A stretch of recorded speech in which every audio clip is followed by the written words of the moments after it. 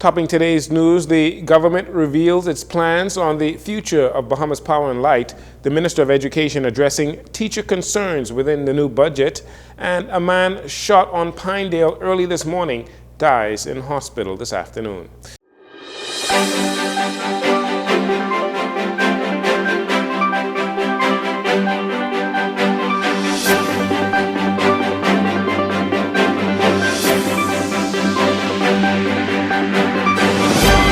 Good evening, Bahamas. I'm Jarino Saunders. This is your JCN Evening News. It's a pleasure to have you join us. The government is pushing ahead with its estimated $500 million energy efficiency and grid upgrades, announcing new and comprehensive energy reforms. Prime Minister Philip Davis and Energy Minister Jobeth Kobe Davis made the 5-point plan reform announcement today at the office of the Prime Minister. Prime Minister Davis says the reforms are meant to bring about a new energy era and will relieve the burden placed on the electricity grid and ultimately homes and business owners in the Bahamas. Today, we are excited to share these policies with you, which include a foundational update to transmission, distribution in New Providence, so we can have a more stronger, more resilient, more modern, more efficient power grid, critical to gaining both lower prices and increased reliability. For the first time, utility-scale solar power in New Providence, 70 megawatts of solar power, and 35 megawatts of battery energy storage systems will be integrated into the grid. Solar power throughout our family islands, where new hybrid microgrids will incorporate solar power and natural gas. The Prime Minister also announced that reforms will include legislation focused on stronger consumer protection, allowing for electricity cost adjustments. Energy Minister Jobeth Kobe Davis reveals the 5 major energy reforms. Our specific reforms include building of utility-scale solar power and hybrid microgrids in the Family Islands, expansion of solar projects on New Providence, modernization of the electricity grid and transmission and distribution network for New Providence through a partnership between the Bahamas government, BPL, and Island Grid.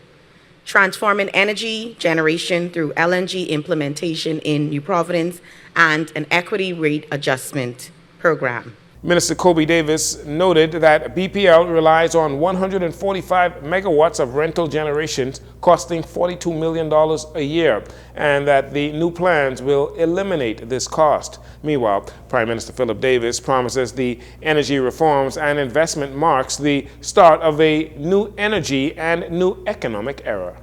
When unionized employees at Bahamas Power and Light first heard of the government's plans to engage private partners to carry out transmission, distribution, and energy generation, the employees expressed a great deal of concern about their industrial agreements being honored and possible layoffs. Well, today, during her presentation at the office of the Prime Minister, Minister of Energy Jobeth Kobe Davis gave this reassurance to employees at Bahamas Power and Light.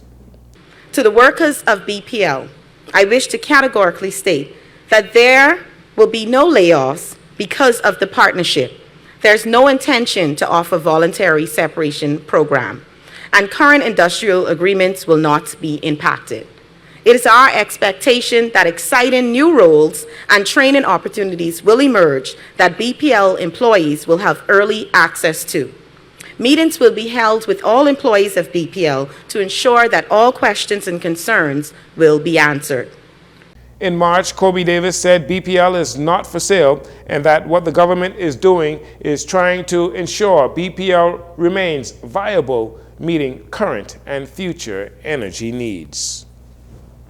Director of Communications at the Office of the Prime Minister, Latrey Ramming, is discrediting a viral voice note circulating over the weekend, alleging the existence of an inappropriate sex video of a top government official. The allegations involve the existence of video and photo evidence, apparently. However, Mr. Ramming says the claims are part of an onslaught of defamatory remarks expected ahead of the upcoming general elections. I can't speak specifically to a statement released by the rest of the party. But what I can say is that, we anticipate as we head into the election season, Bahamians can expect any numbers of persons, particularly associated to political parties or non-associated to political parties, to say a number of defamatory remarks. I think that from our perspective, we know that with the introduction of AI, we expect deep fakes, we expect a number of doctored images. So we understand that we are entering different territories, AI, and we're very cautious of that. Mr. Raming says this form of defamation is nothing new and suggests that the high-ranking government official will be taking legal action. So there have been a number of voice notes targeting cabinet ministers over the period of time, particularly my tenure-directed communication. I know that in some cases, in some instances, ministers have taken action, whether particularly misleading information, and a lot of these matters are pending investigation.